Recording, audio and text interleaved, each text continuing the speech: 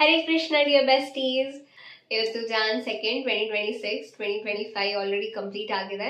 Actually video ಮಾಡಬೇಕು ಅನ್ನೋ plan ಇರಲಿಲ್ಲ, ಬಟ್ ತುಂಬಾನೇ ಥಾಟ್ಸ್ ತಲೆಯಲ್ಲಿ ಓಡ್ತಾನೆ ಇದೆ. ಯಾರಿಗಾದ್ರೂ ಹೇಳ್ಕೋಬೇಕು ಅಂತ ಅನ್ನಿಸ್ತು. ಅದ್ರ ಬದಲು ಒಂದು ವಿಡಿಯೋ ಮಾಡಿ ಇಟ್ಕೊಂಡ್ರೆ ನನ್ನ ಥಾಟ್ಸ್ ಯಾವತ್ತೂ ಸೇವ್ ಆಗಿರುತ್ತೆ, ಮೆಮೊರಿ ಆಗಿ ಕೂಡ ನಾನು ಮತ್ತೆ ಬಂದು ನೋಡ್ಕೋಬಹುದು ಅಂತ ಅನ್ನಿಸ್ತು. 2025 ಇಂದ 2026ಗೆ ನನ್ನ ಲೈಫಲ್ಲಿ ತುಂಬಾನೇ ಪಾಸಿಟಿವ್ ಚೇಂಜಸ್ ಆಗಿದೆ, ತುಂಬಾನೇ ಲೆಸನ್ಸ್ ಕಲ್ತಿದ್ದೀನಿ. ಎಲ್ಲ ಒಂದೊಂದು ಹಾಗೆ ಹೇಳಬೇಕು ಅಂತ ಅನ್ಕೊಂಡಿದ್ದೀನಿ. ಹಾಗೆ 2026 ಹೇಗೆ ಸ್ಟಾರ್ಟ್ ಆಯ್ತು ಅನ್ನೋದು ಕೂಡ ಈ ವಿಡಿಯೋ ಅಲ್ಲಿ ಸ್ಟೋರ್ ಮಾಡ್ಕೊತಿದ್ದೀನಿ. ಯಾಕೆಂದ್ರೆ ನಾನು ಮುಂದೆ ಡಿಸ್ಟ್ರಾಕ್ಟ್ ಆದಾಗ ಈ ವಿಡಿಯೋ ನೋಡಿ ಏನಕ್ಕೆ ನಾನು ಒಂದು ಕೆಲಸ ಸ್ಟಾರ್ಟ್ ಮಾಡಿದ್ದೆ, ಯಾಕೆ ಇವಾಗ ಡಿಸ್ಟ್ರಾಕ್ಟ್ ಆಗ್ತಿದ್ದೀನಿ ಅಂತ ನನಗೆ ಅನ್ನಿಸ್ಬೇಕು ಅಂತ ವಿಡಿಯೋ ಮಾಡ್ತಿದ್ದೀನಿ. ಆಕ್ಚುಲಿ 2025 ಸ್ಟಾರ್ಟಿಂಗ್ ತುಂಬಾ ಕೆಟ್ಟದಾಗಾಯ್ತು. ಯಾಕೆಂದ್ರೆ ನನಗೆ ಆಕ್ಸಿಡೆಂಟ್ ಆಗಿತ್ತು, ಕಾಲು ಹೀಟ್ ಆಗಿತ್ತು. ಅದ್ರ ಜೊತೆಗೆ ಮೆಂಟಲ್ ಬ್ರೇಕ್ ಡೌನ್ ಕೂಡ. ಕರೆಕ್ಟ್ ಆಗಿ ಏನೂ ಥಿಂಕ್ ಮಾಡ್ತಿರ್ಲಿಲ್ಲ, ತುಂಬಾ ಕನ್ಫ್ಯೂಷನ್ಸ್, ತುಂಬಾ ಟ್ರಾಮಾ ಆಗ್ತಿತ್ತು. ಬಟ್ ಅದಾದ್ಮೇಲೆ ಲೈಫ್ ಬ್ಯೂಟಿಫುಲ್ ಆಗಿ ಟರ್ನ್ ಆಯ್ತು. ಸ್ಪಿರಿಚುವಲಿ ಲಾಸ್ಟ್ ಇಯರ್ ವೈಕುಂಠ ಏಕಾದಶಿಗೆ ನಾನು ನಮ್ಮ ಮನೆಗೆ ಭಾಗವತಂ ಬುಕ್ಸ್ ತಗೊಂಡ್ ಬಂದೆ. ಅದು ಹೇಗ್ ಅನ್ಸುತ್ತೆ ಅಂದ್ರೆ ಸಾಕ್ಷಾತ್ ಕೃಷ್ಣನೇ ನಮ್ಮ ಮನೆಗೆ ಬರ್ತಿದ್ದಾರೆ ಅಂತ ಅನ್ಸುತ್ತೆ, ಆ ತರ. ಅಂಡ್ 2024 ಅಲ್ಲಿ ನಾನು ನಾನ್ ವೆಜ್ ನ ಬಿಟ್ಬಿಟ್ಟಿದ್ದೆ, ಬಟ್ ಎಗ್ ನ ಬಿಡಕ್ ಆಗ್ತಿರ್ಲಿಲ್ಲ. Because I was too addicted to egg. Easy breakfast ಆಗಿತ್ತು ನನಗೆ. ಏನಾದ್ರೂ ಮನೇಲಿ ಅಡ್ಗೆ ಮಾಡಿಲ್ಲ ಅಂದ್ರೆ ಆಮ್ಲೆಟ್ ಹಾಕೊಂಡ್ಬಿಡು, ಇಲ್ಲಾಂದ್ರೆ ಎಗ್ ಬುರ್ಜಿ ಮಾಡ್ಕೊ, ಇದೇ ಆಗ್ಬಿಡ್ತಿತ್ತು. ಸೊ ಅದನ್ನ ಬಿಡಕ್ ತುಂಬಾ ಕಷ್ಟ ಆಯ್ತು. ಬಟ್ ಫೈನಲಿ 2025 ಅಲ್ಲಿ ಎಗ್ನು ಕೂಡ ಬಿಟ್ಟೆ. ಅಂಡ್ ಅದ್ರ ಜೊತೆಗೆ ಚಾಂಟಿಂಗ್ ನನ್ನ ಲೈಫ್ನೇ ಟರ್ನ್ ಮಾಡಿರುವಂತಹ ಮೂಮೆಂಟ್. ಕನ್ಸಿಸ್ಟೆಂಟ್ಲಿ ನಾನು ಚಾಂಟ್ ಮಾಡ್ತಾ ಇರಲಿಲ್ಲ, ಬಿಕಾಸ್ ನನಗೆ ಅದರ ಮಹಿಮೆ ಅನ್ನೋದು ಗೊತ್ತಾಗ್ತಿರ್ಲಿಲ್ಲ. ಬಟ್ ಈಗ ಕನ್ಸಿಸ್ಟೆನ್ಸಿ ಮೇಂಟೈನ್ ಮಾಡಬೇಕು ಅಂತ ಡಿಸೈಡ್ ಮಾಡಿರೋದ್ರಿಂದ ಚಾಂಟಿಂಗ್ ಡೈಲಿ ಮಾಡ್ತಿದ್ದೀನಿ. ತುಂಬಾನೇ ಚೆನ್ನಾಗಿದೆ. ಅಟ್ ದ ಸೇಮ್ ಟೈಮ್ ನಾನು ಹೇಳಲ್ಲ ನಾನು ಕಂಪ್ಲೀಟ್ ಡಿವೋಟಿ ಆಗಿದ್ದೀನಿ ಅಂತ. ಅದಕ್ಕೆ ತುಂಬಾನೇ ಸ್ಟ್ರಿಕ್ಟ್ ರೂಲ್ಸ್ ಇರುತ್ತೆ. I am yet to be there, but I am spiritually involved in God ಅಂತ ಹೇಳ್ಬೋದು. And I am happy. ನನಗೆ ತುಂಬಾನೇ ಖುಷಿ ಕೊಡುತ್ತೆ ಇದೆಲ್ಲ ಮಾಡಿದ್ರೆ. Coming to achievements and proud moments, ಎಲ್ಲ ಫಸ್ಟ್ ಟೈಮ್ ಅಚೀವ್ಮೆಂಟ್ಸ್ ತರಾನೇ ಇತ್ತು ನನಗೆ. ಬಿಕಾಸ್ ನಾನು 2025 ಅಲ್ಲಿ ನನ್ನ ಫಸ್ಟ್ ಬೈಕ್ ತಗೊಂಡೆ. ನನ್ನ ಓನ್ ಸ್ಯಾಲ್ರಿಯಲ್ಲಿ ಫಸ್ಟ್ ಬೈಕ್ ಆಕ್ಸಿಸ್ 125 ಕನ್ನ ಅಂತ ಹೆಸರಿಟ್ಟಿದ್ದೀನಿ, ಅದು ತಗೊಂಡೆ. And at the same time MacBook, ನನ್ನ ಫಸ್ಟ್ ಮ್ಯಾಕ್ ಬುಕ್ ಅಮ್ಮ ನನಗೆ ಕೊಡಿಸಿದ್ರು. ಅದ್ರ ಜೊತೆಗೆ ನನ್ನ ಬರ್ಡೇಗೆ ಫಸ್ಟ್ ಡೈಮಂಡ್ ಗಿಫ್ಟ್ ತಗೊಂಡೆ. ಇದು ನನಗೆ ತುಂಬಾ ಸ್ಪೆಷಲ್, ಯಾಕೆಂದ್ರೆ ನನ್ನ ಮುಖ ಯಾವಾಗ ಕನ್ನಡಿಯಲ್ಲಿ ನೋಡ್ಕೊಂಡ್ರು ನನಗೆ ಒಂದು ಸ್ಮೈಲ್ ಕೊಡುತ್ತೆ. ಡೈಮಂಡ್ ನೋಸ್ ಪಿನ್ ಹಾಕೊಂಡಿದ್ದೀನಿ ಅಂತ. ಇದು ನನ್ನ ಸ್ಪೆಷಲ್ ಗಿಫ್ಟ್. ಇನ್ನೊಂದು ವೆರಿ ಪ್ರೌಡ್ ಮೂಮೆಂಟ್ ಅಂದ್ರೆ ನನ್ನ ಫಸ್ಟ್ ಫ್ಲೈಟ್ 2025 ಅಲ್ಲಿ ಆಯ್ತು. ನನ್ನದಷ್ಟೇ ಅಲ್ಲ, ನನ್ನ ದುಡಿಮೆಯಿಂದ ನನ್ನ ಅಮ್ಮನಿಗೂ ನಾನು ಫ್ಲೈಟ್ ಕರ್ಕೊಂಡು ಹೋದೆ, ಡೆಲ್ಲಿ ಎಕ್ಸ್ಪ್ಲೋರ್ ಮಾಡಿಸ್ದೆ. ಆಕ್ಚುಲಿ ಅವರೇ ಜಾಸ್ತಿ ಎಕ್ಸ್ಪ್ಲೋರ್ ಮಾಡಿದ್ರು, ನಾನು ಕೆಲಸ ಮಾಡ್ತಿದ್ದೆ. ನಾನ್ ಫಸ್ಟ್ ಫ್ಲೈಟ್ ಹತ್ತಿದ್ದಕ್ಕಿಂತ ನನ್ನ ಜೊತೆ ನನ್ನ ಅಮ್ಮನ ಕರ್ಕೊಂಡು ಹೋಗಿದ್ದು ನಂಗೆ ಇನ್ನೂ ತುಂಬಾ ತುಂಬಾ ತುಂಬಾ ಖುಷಿ ಆಯ್ತು. ತುಂಬಾ ಪ್ರೌಡ್ ಮೂಮೆಂಟ್ ತರ ಅನ್ನಿಸ್ತು. ಇದಿಷ್ಟು ಮೆಟೀರಿಯಲಿಸ್ಟಿಕ್ ಅಚೀವ್ಮೆಂಟ್ಸ್. ಅಂದ್ರೆ ಇನ್ನೊಂದು ಬಿಗ್ಗೆಸ್ಟ್ ಮೈಲ್ ಸ್ಟೋನ್ ಅಂದ್ರೆ ನನ್ನ ಲೈಫಲ್ಲಿ ಯೂಟ್ಯೂಬ್. ಆಕ್ಚುಲಿ ನನಗೆ ಏನಾದ್ರೂ ಒಂದು ಸೋಷಿಯಲ್ ಮೀಡಿಯಾ ಪ್ಲಾಟ್ಫಾರ್ಮ್ ಅಲ್ಲಿ ಸಕ್ಸಸ್ ಆಗ್ಬೇಕು ಅನ್ನೋದು ಇತ್ತು ಫಸ್ಟ್ ಇಂದ. ಆದ್ರೆ I was too scared because of comments, judgments, everything. Fail ಆಗ್ಬಿಡ್ತೀನೇನೋ ಅನ್ನೋ ಭಯ ಕೂಡ ಇತ್ತು. ಒಂದು ಡೆತ್ ಬೆಡ್ ಅಲ್ಲಿ ನಾನು ಇದು ಮಾಡಬೇಕಿತ್ತು, ಇದು ಮಾಡಿಲ್ಲ ಅನ್ನುವಂತಹ ರಿಗ್ರೆಟ್ ನನಗೆ ಬೇಡ. ಇದು ಸಕ್ಸಸ್ ಆಗುತ್ತೋ ಫೇಲಿಯರ್ ಆಗುತ್ತೋ ಅದು ಸೆಕೆಂಡರಿ. ಐ ಟ್ರೈಡ್ ಅಷ್ಟೇ ನನಗೆ ಬೇಕು. ನಾನು ಟ್ರೈ ಮಾಡಿದೆ, ನನಗೆ ಖುಷಿ ಇದೆ, ಜೆನ್ಯೂನ್ಲಿ ಖುಷಿಯಾಗಿದ್ದೀನಿ. ಕಮಿಂಗ್ ಟು ವರ್ಕ್ ಲೈಫ್, ನನ್ನ ಕೆಲಸ ಸ್ಟಾರ್ಟ್ ಮಾಡಿ 3 years ಆಯಿತು. I am lucky because I have very good manager. ನನ್ನ ಟೀಮ್ ಮೇಟ್ ಕೂಡ ತುಂಬ ಒಳ್ಳೆಯವರಿದ್ದಾರೆ. ಪ್ರೊಫೆಷ್ನಲಿ ನನ್ನ ಲೈಫ್ ತುಂಬ ಚೆನ್ನಾಗಿದೆ. Touch wood. ಕೆಲವೊಂದ್ಸತಿ ನನಗೆ ಅನಿಸುತ್ತೆ ಈ ಅಪ್ರಿಸಿಯೇಷನ್ಗೆ ನಾನು ಡಿಸರ್ವ್ ಇದೀನಾ, ನಿಜವಾಗ್ಲೂ ನನ್ಗೆ ಇಷ್ಟೊಂದು ಅಪ್ರಿಸಿಯೇಷನ್ ಬರ್ತಿದೆ, ನಾನು ಅಷ್ಟು ಹಾರ್ಡ್ ವರ್ಕ್ ಮಾಡಿದ್ದೀನ ಅಂತ ಒಂದೊಂದ್ಸತಿ ಅನ್ಸುತ್ತೆ. It's all because of Krishna.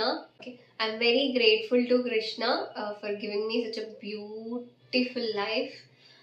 ನನ್ನ ಲೈಫ್ನ ತುಂಬ ಜನ ಡ್ರೀಮ್ ಮಾಡ್ತಿರ್ತಾರೆ, ಆದರೆ ನನಗೆ ಈ ಲೈಫ್ ಸಿಕ್ಕಿದೆ. ಆ್ಯಂಡ್ ನನ್ನ ಸರೌಂಡಿಂಗ್ ನನ್ನ ಇಷ್ಟಪಡೋವಂಥವ್ರು ಇದ್ದಾರೆ, ನನ್ನ ಅಮ್ಮ ಅಪ್ಪ, ಫ್ರೆಂಡ್ಸು, ಕೊಲೀಗ್ಸು, ತುಂಬ ಜನ. ನೆಗೆಟಿವ್ ಪೀಪಲ್ ಇದ್ರೂ ಇಲ್ಲ ಅಂತ ಹೇಳಲ್ಲ, but I am matured enough to keep them away. So ಯಾವಾಗ ನೆಗೆಟಿವಿಟಿಯಿಂದ ನಾವು ದೂರ ಬರ್ತೀವಿ ಆವಾಗಲೇ ನಾವು ಗ್ರೋ ಆಗೋದಿಕ್ಕಾಗೋದು. So I mean that phase. And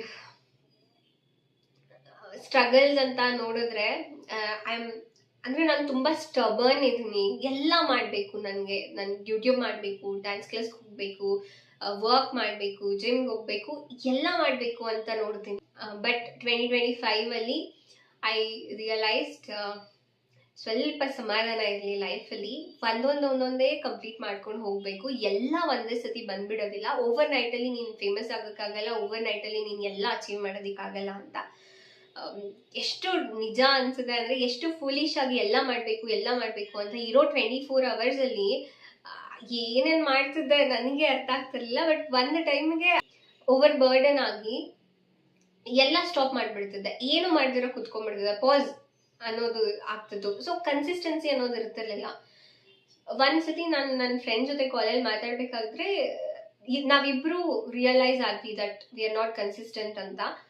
so on spot 29th December on spot we decided, okay consistency challenge ಮಾಡೇ ಬಿಡೋಣ, ಎವ್ರಿ ಡೇ ಒಂದೊಂದು ವಿಡಿಯೋ ಅಪ್ಲೋಡ್ ಮಾಡೋಣ. ಸೊ ದಟ್ ಬೆಳಿಗ್ಗೆ ಬೇಗ ಎದ್ದೊಳೋದ್ರಲ್ಲಿ ಕನ್ಸಿಸ್ಟೆನ್ಸಿ ಇರುತ್ತೆ, ಜಿಮ್ಮಿಗೆ ಹೋಗ್ತೀವಿ ಕನ್ಸಿಸ್ಟೆಂಟ್ ಆಗಿ, ಒಳ್ಳೆ ಊಟ ಮಾಡ್ತೀವಿ ಕನ್ಸಿಸ್ಟೆಂಟ್ ಆಗಿ, ಎವ್ರಿ ಡೇ ಯೂಟ್ಯೂಬಲ್ಲಿ ಒಂದು ಶಾರ್ಟ್ ಅಪ್ಲೋಡ್ ಮಾಡ್ತೀನಿ.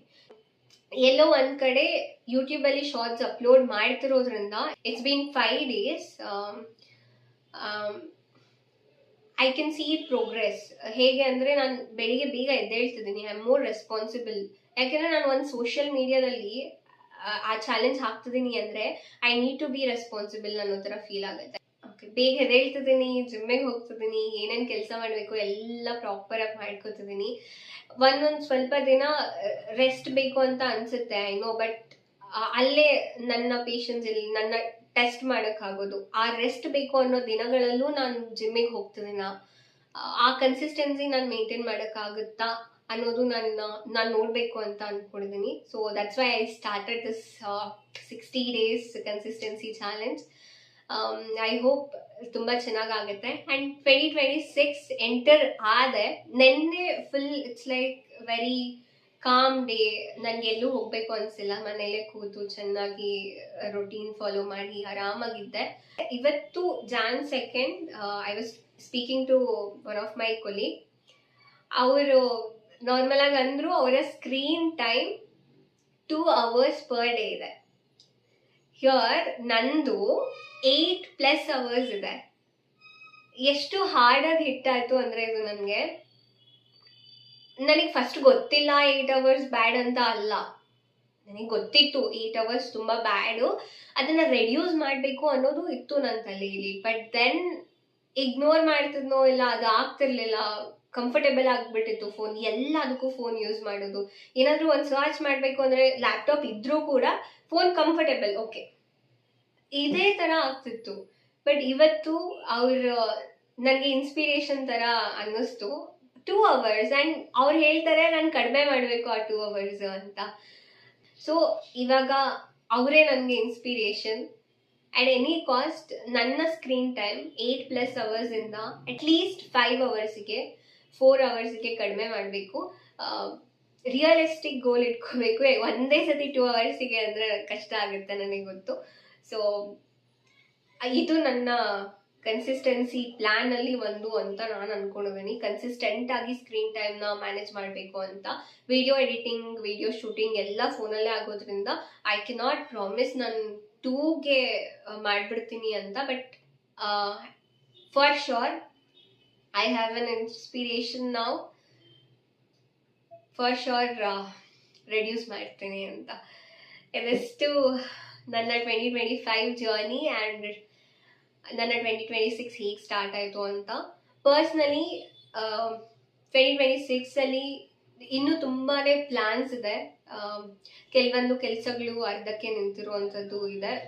ಒಂದು ಬಿಗ್ ನ್ಯೂಸಿಗೆ ವೆಯ್ಟ್ ಮಾಡ್ತಿದ್ದೆ, ಅದು ಮಂತ್ಸಿಂದ ಮಂತ್ಸಿಗೆ ಪೋಸ್ಟ್ಪೋನ್ ಆಗ್ತಾನೆ ಇದೆ. ಇವಾಗ ಇಯರಿಂದ ಇಯರ್ಗೆ ಪೋಸ್ಟ್ಪೋನ್ ಆಯಿತು. But it's for good only. ಅದು ಆಗಬೇಕಿದೆ, ಅದು ಆಗುತ್ತೆ. Hope for the best.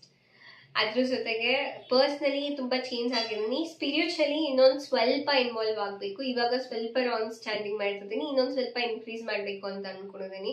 I hope ಆಗಲಿ ಅಂತ. ಅದ್ರ ಜೊತೆಗೆ ಪ್ರೊಫೆಷ್ನಲಿ ತುಂಬ ಹಾರ್ಡ್ ವರ್ಕ್ ಮಾಡಬೇಕು.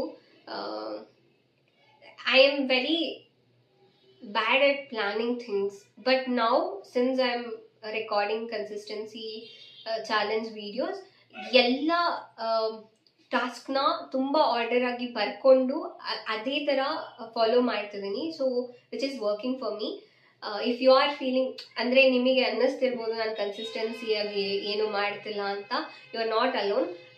ನಾನು ಅದೇ ಥರ ಇದ್ದೀನಿ, but I have decided to change it. ನಾನು ಚೇಂಜ್ ಮಾಡ್ತಿದ್ದೀನಿ. ಐ ಆಮ್ ವೆರಿ ಶೋರ್ 2026 ಎಂಡಿಗೆ ನನ್ನ ಪರ್ಸ್ನಾಲಿಟಿ ಆಗಲಿ ಡಿಸಿಪ್ಲಿನ್ ಆಗಲಿ ಇನ್ನೂ ಜಾಸ್ತಿ ಇಂಪ್ರೂವ್ ಆಗಿರುತ್ತೆ ಅಂತ. ಸ್ಪಿರಿಚುವಲಿ ತುಂಬ ಇನ್ವಾಲ್ವ್ ಆಗಿರುತ್ತೆ ಅಂತ. So that's all about my 2025 and 2026 starting. I hope ನಿಮ್ಮ ಎಲ್ಲ ಡ್ರೀಮ್ಸ್ 2026 ಸಕ್ಸಸ್ ಆಗಲಿ ಅಂತ. ಹರೇ ಕೃಷ್ಣ.